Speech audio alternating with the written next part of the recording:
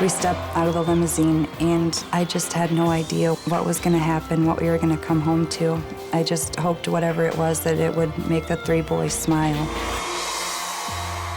You guys had a pretty rough 9 months, huh? You really had no idea where you're gonna live when winter came around. These guys were pretty nervous. Last time, they were here, they were living in a trailer, and you could tell that they were excited, they were nervous, but they were definitely ready to see what's behind that bus. Hi, this is the Cobb family from Gladbrook, Iowa. I'm Sean, I'm 32. I'm Amy, and I'm 29. I'm Cody, and I'm 13. I'm Blake, and I'm 10. I'm Keithan, and I'm 6. Well, Sean and Amy were high school sweethearts. They fell in love, got married, and now have 3 great kids. So like many families, Sean and Amy were raising their boys in the city, but as the kids were getting older, they were getting more distracted, less interested in family, and they started doing really poorly in school.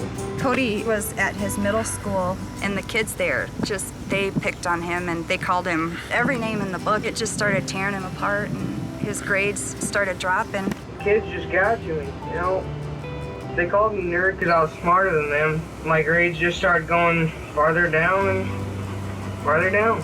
He was miserable, and none of us were happy either. Amy and Sean worried that city life might be a really bad influence on their boys. They'd actually always dreamed of living on the farm, raising cattle, and they thought the responsibilities of farm life might actually straighten out their kids. We bought a small farm and moved out here to the country, and we just absolutely have come together as a family all the way around. The kids started caring for the farm animals, started helping out Dad with the chores. Their grades started to rise. They were getting closer as a family. They were happy. Things were looking up. When we moved out here, my grades shot up on the A honor roll. This farm actually saved our family.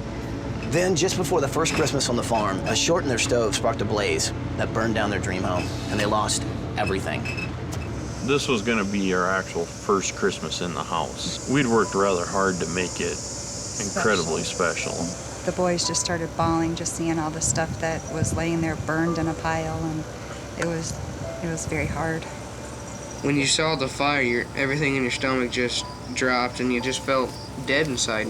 We may have lost everything we had, but we still have the important things, and that's each other and the memories. So the Cobb family took the insurance money that they got, which wasn't a lot, but it was enough to pay off their old mortgage and enough to demo the burnt-down house. But it was not enough to rebuild a new house. The kids are outside in tents.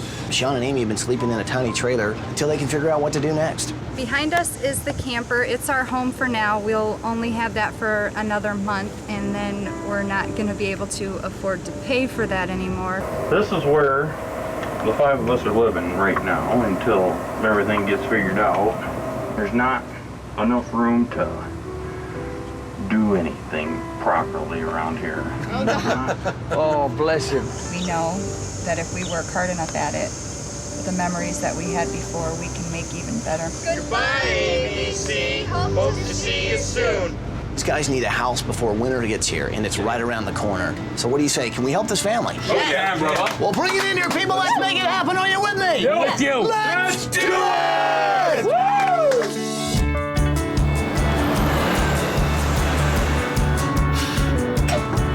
Let's go.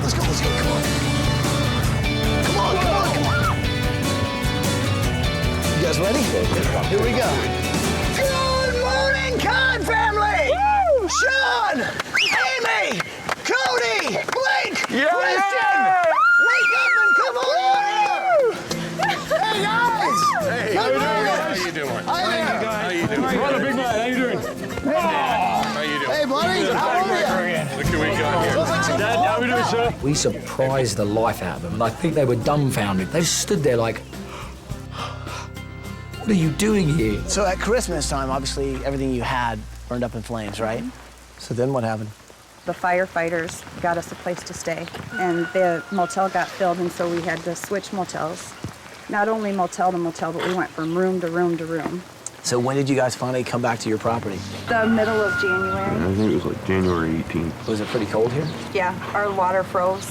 We had livestock that time, so we had to either drive down to the neighbors and get water in buckets to feed the cows. We don't have cows anymore. We had to sell them. Money was so tight you had to sell all the cows you had? Every single one of them. These guys have definitely been through a lot because once the cows were gone, I think a lot of their hopes were gone with them. We're here to turn things around, get these guys back in a house where they can live, but also give them back some of the tools they need to make this a successful farm. I can't believe you guys are actually living like this. You guys are intense. You guys are in this tiny trailer. Here's the cool thing. Me and the design team are here, and we can actually help with that.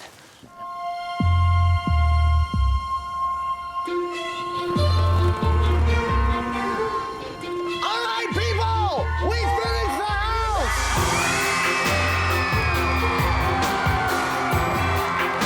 Let's bring them home. What do you say? What's happening? How are you guys?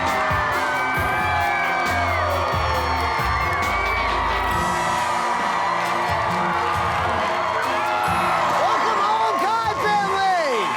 Hey, Amy, how are you? Hi there. Welcome home. How are you, man? Hey, guys. Blake, Cody, how are you, man? We stepped out of the limousine, and I just had no idea what was going to happen, what we were going to come home to. I just hoped whatever it was that it would make the three boys smile. You guys had a pretty rough 9 months, huh? You really had no idea where you're gonna live when winter came around. These guys were pretty nervous. Last time, they were here, they were living in a trailer, and you could tell that they were excited, they were nervous, but they were definitely ready to see what's behind that bus. Move that bus!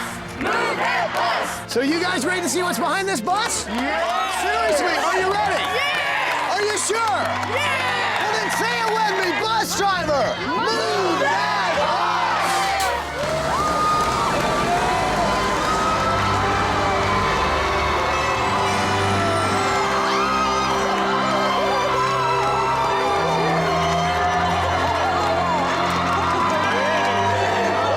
That's your brand new dream house.